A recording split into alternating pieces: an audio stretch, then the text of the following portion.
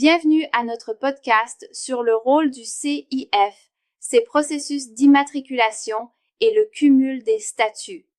Aujourd'hui, on va explorer en détail comment les conseillers en investissement financier se positionnent dans cet environnement complexe avec l'ORIAS, les conditions d'accès et même le cadre contractuel qui sécurise leur pratique. C'est fascinant, car quand on y pense, le CIF doit jongler avec un ensemble de règles, n'est-ce pas? On parle justement d'un processus d'immatriculation rigoureux et de multiples vérifications. Est-ce que tu peux nous expliquer comment cela se déroule concrètement? Absolument. D'abord, pour pouvoir exercer, le CIF doit s'immatriculer auprès de l'ORIAS, qui est le registre unique des intermédiaires en assurance, banque et finance. Le processus n'est pas juste administratif, c'est un filtrage très exigeant. Par exemple, le candidat doit fournir des preuves de compétences, soit par un diplôme minimum de Bac+3 dans le domaine financier ou par une expérience professionnelle d'au moins 2 ans. Et il faut aussi montrer son honorabilité, c'est-à-dire avoir un casier judiciaire nickel, non? Exactement. Et il y a aussi l'assurance de responsabilité civile professionnelle. Sans cette assurance, le conseiller n'est pas autorisé à exercer. C'est une condition sine qua non pour se protéger contre les conséquences d'une erreur de conseil. Donc, c'est vraiment un parcours semé d'embûches. Même le dépôt du dossier, avec toutes les pièces justificatives, diplôme, attestation, casier judiciaire, c'est plutôt exigeant, n'est-ce pas? Oui, c'est un véritable marathon administratif. Le candidat crée un compte sur le site ORIAS, renseigne toutes ses informations personnelles et professionnelles, télécharge les pièces justificatives comme l'attestation d'assurance RCP et enfin, il paie des frais d'immatriculation d'environ 25 € par catégorie. Ensuite, ORIAS vérifie tout cela. Intéressant. Et tu as mentionné aussi l'adhésion à une association professionnelle agréée par l'AMF. C'est cette étape qui est propre au CIF, n'est-ce pas? Oui, tout à fait. Avant même de pouvoir s'inscrire à l'ORIAS, le candidat doit adhérer à l'une des 4 associations agréées, Anacofi CIF, CNCGP, CNCEF ou la Compagnie des CIF. Ces associations jouent un rôle de premier filtre. Elles valident les compétences, la formation et même la rigueur du candidat. Par exemple, dans le cas de M. Legrand, qui a un master en gestion de patrimoine et 8 ans d'expérience, il doit préparer un dossier complet avec tous ses justificatifs. C'est ça? Exactement.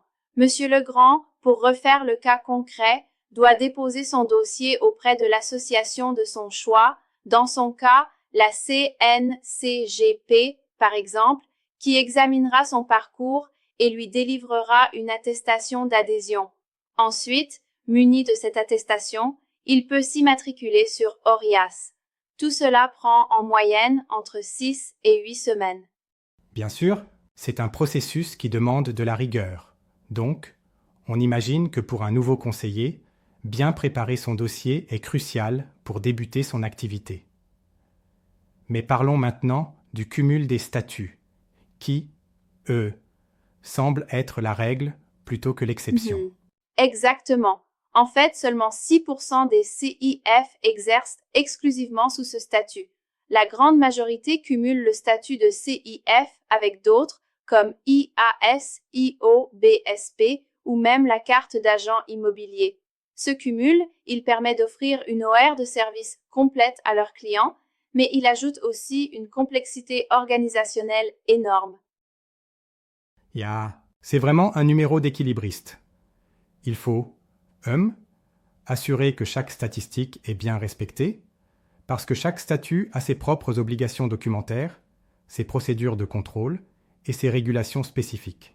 Tout à fait. Par exemple, pour le cumul CIF et IAS, qui touche environ 92% des professionnels, le conseiller intervient à la fois sur le conseil en investissement financier et sur le conseil en assurance, surtout pour l'assurance vie.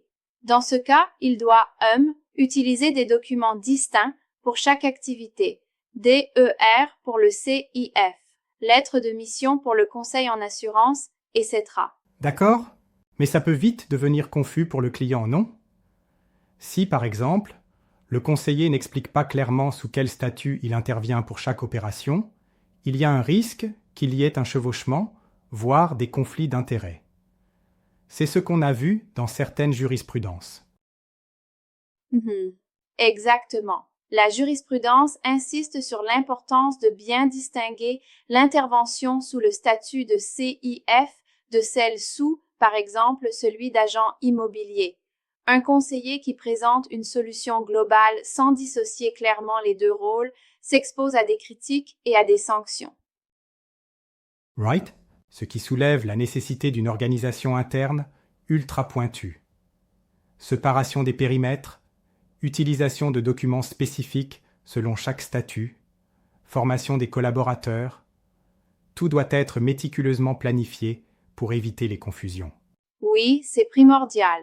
Le cabinet doit mettre en place des procédures internes rigoureuses, comme un tableau de qualification des demandes clients où chaque type de demande, qu'il s'agisse de placement financier, de souscription d'assurance vie ou de crédits immobiliers, est traité avec des documents et des démarches spécifiques. Ton explication est très claire, mais il me semble que cette rigueur documentaire, c'est aussi le cœur du cadre contractuel. Comment le CIF formalise-t-il, par exemple, la relation avec son client? Excellente question. Dès l'entrée en relation, le CIF doit remettre un document d'entrée en relation ou DER. Ce document présente le conseil, ses modalités, le mode de rémunération, que ce soit via honoraire, rétrocession ou une combinaison, et expose aussi la gestion des conflits d'intérêts potentiels. Donc, c'est comme un premier contrat qui définit clairement le périmètre de la mission. Ce DER inclut également les informations indispensables sur l'ORIAS et l'association professionnelle d'adhésion, tout en assurant une transparence totale pour le client, n'est-ce pas?